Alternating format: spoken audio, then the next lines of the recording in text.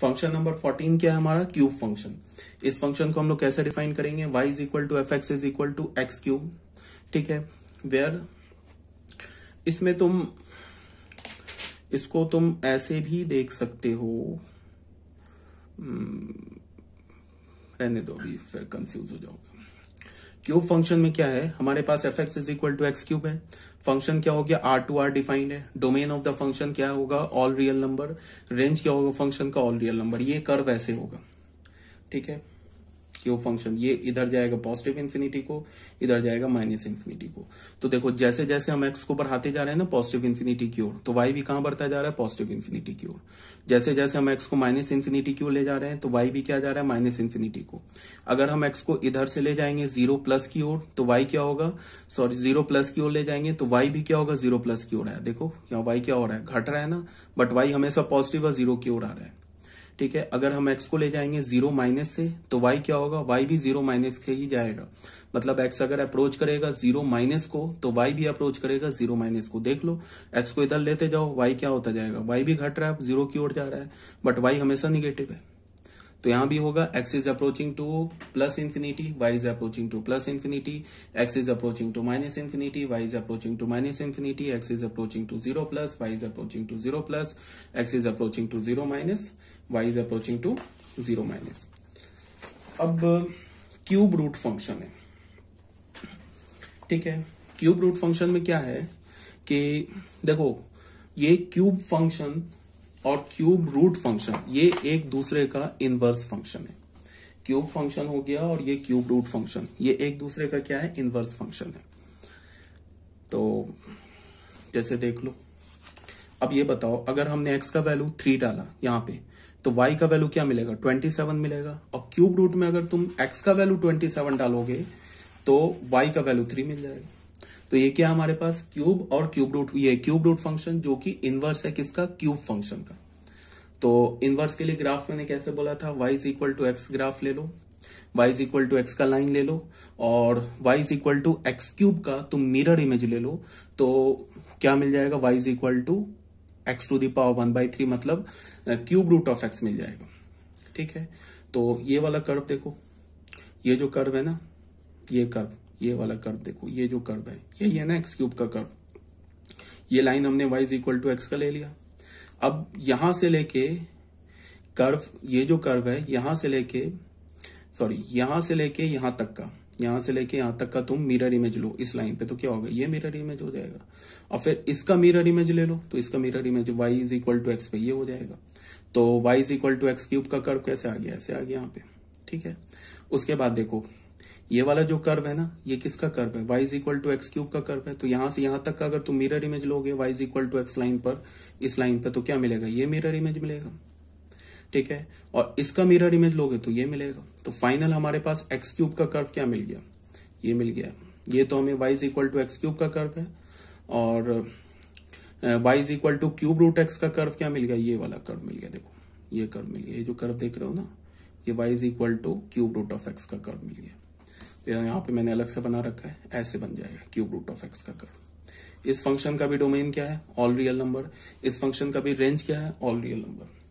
अच्छा, अब यहाँ पे कुछ बच्चे ये बोलेंगे मुझसे कि ये जो स्क्वायर फंक्शन है और स्क्वायर रूट फंक्शन है, ये भी तो एक दूसरे का इनवर्स है। तो बिल्कुल है, हमने फंक्शन स्क्वायर फंक्शन में क्या बोला, आर टू आर बोला, y is equal to x square बोला।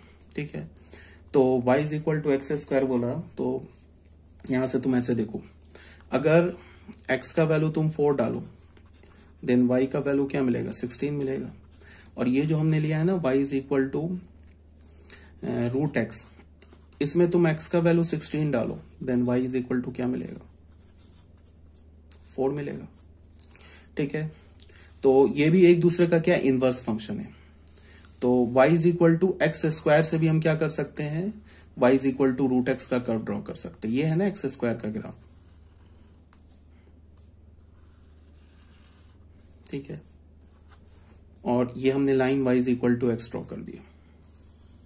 ठीक है, तो यहां से लेके यहां तक के ग्राफ का इमेज क्या होगा, ऐसे होगा। और यहां से लेके यहां तक का ग्राफ का इमेज क्या होगा, ऐसे होगा। तो फाइनल ऐसे आ रहा है ना curve, y is equal to root x का। अब ये नहीं है समझोगे कि ये कर्व ऐसे आके ऐसे घूम के ऐसे करके कट कर जाएगा, ये गलत हो जाएगा। ये कर्व एक्चुअल में ऐसे जा रहा है ना, ये ऐसे करके ऊपर बढ़ता जा रहा है। ये कर्व ऐसे धीरे धीरे ऊपर बढ़ता जाएगा, मतलब ये एग्जैक्ट देखो मुझसे बन नहीं पा रहा है। ये एक्स स्क्वायर का है ना कर्व,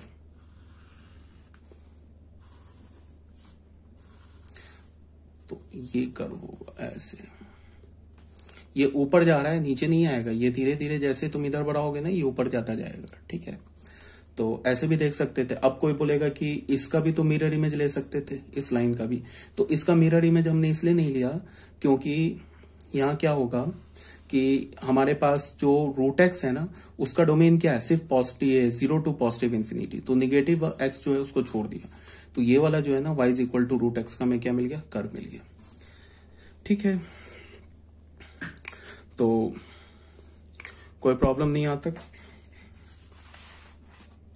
इसके बाद जो हमारा नेक्स्ट फंक्शन है वो है पॉलिनोमियल फंक्शन। पॉलिनोमियल फंक्शन तो आप ऑलरेडी जानते होंगे 9th-10th क्लास से ही। फंक्शन नहीं, पॉलिनोमियल इक्वेशन या पॉलिनोमियल एक्सप्रेशन आप जानते होंगे 9th-10th क्लास से। पॉलिनोमियल में क्या बोल रहा है, a function from R to R. Polynomial function का जो डोमेन होता है ना, हमेशा ऑल रियल नंबर होता है, डिफाइंड बाई एफ एक्स। ये एक्सप्रेशन तुमने 9th क्लास में देखा होगा पॉलिनोमियल चैप्टर में। A nought x to the power 0, A1 x to the power 1, A2 x to the power 2 plus plus a to the a n minus 1 x to the power n minus 1 plus an x to the power n। ये a nought जो है ये x to the power 0 का coefficient है। ये a1 जो है x to the power 1 का कॉफिशिएंट है। ये जो a2 है एक्स स्क्वायर का कॉफिशिएंट है। a n माइनस 1 जो है x to the power n minus 1 का कॉफिशिएंट है। an जो है x to the power n का कॉफिशिएंट है, ठीक है।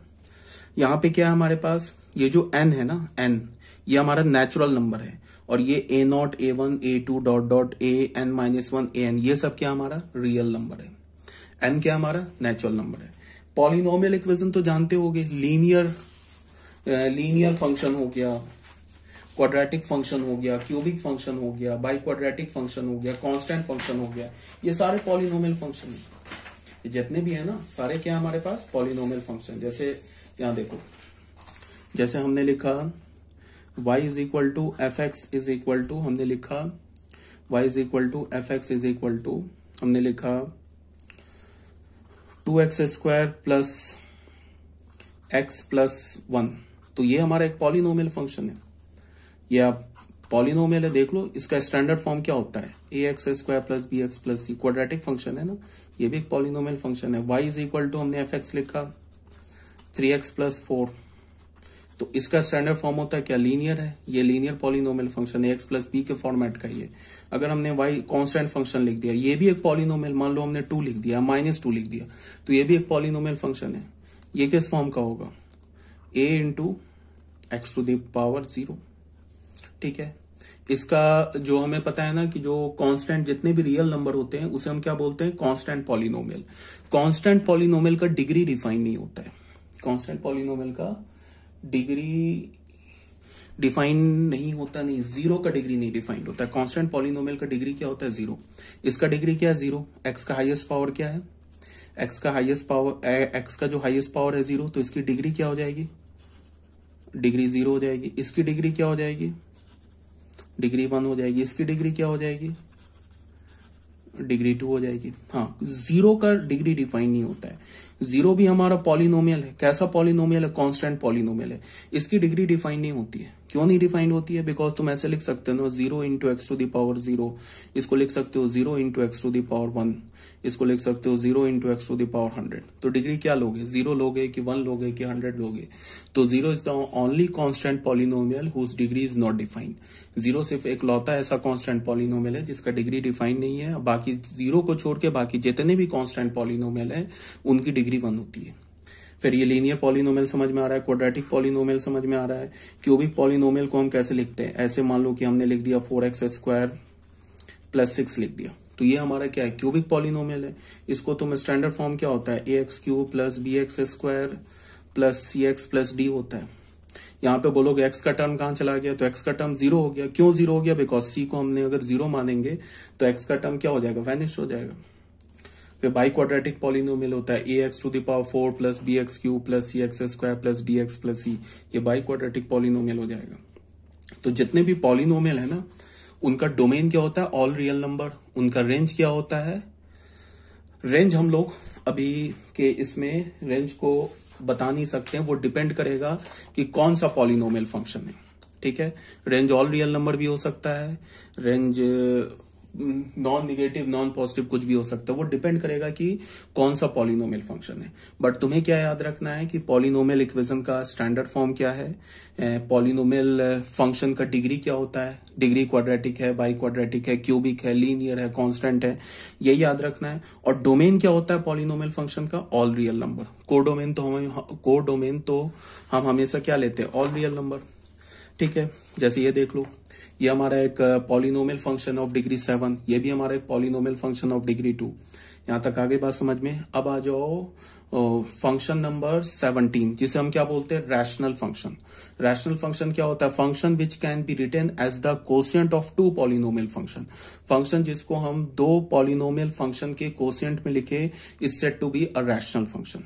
ठीक है, जैसे मान लो कि हमारे पास px एक पॉलिनोमियल है एन डिग्री का, qx एक पॉलिनोमियल एन डिग्री का, b2 पॉलिनोमियल फंक्शन।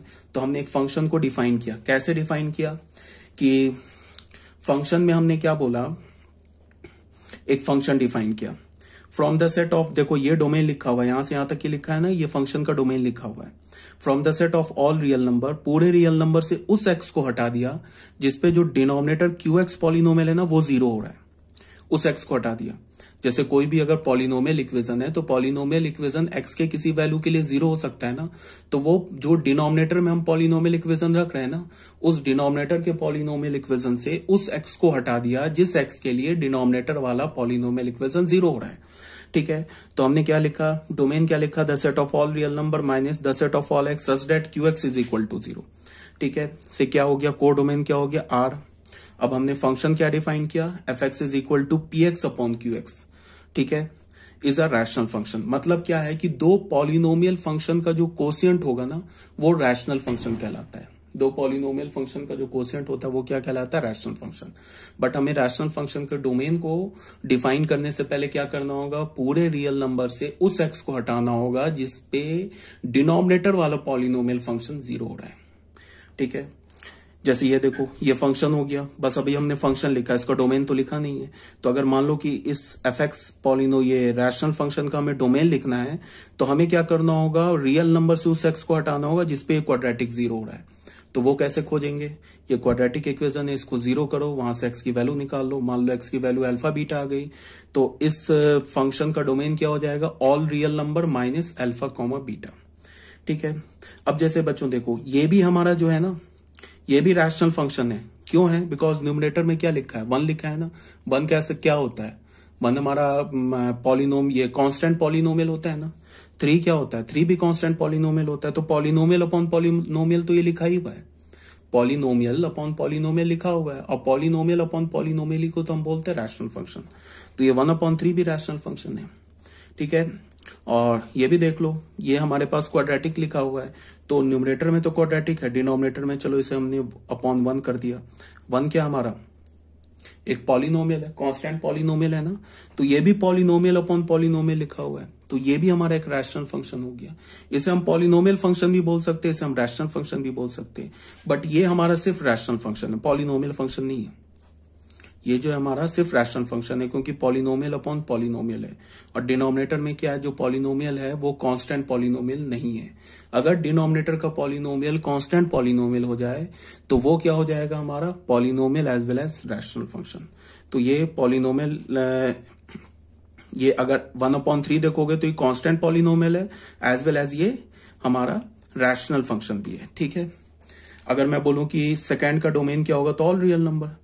थर्ड का डोमेन क्या होगा, इसका भी all real number, because denominator तो 1 है, कभी 0 तो हो नहीं रहा, या डिनोमिनेटर तो 3 है, ये भी कभी 0 नहीं हो रहा।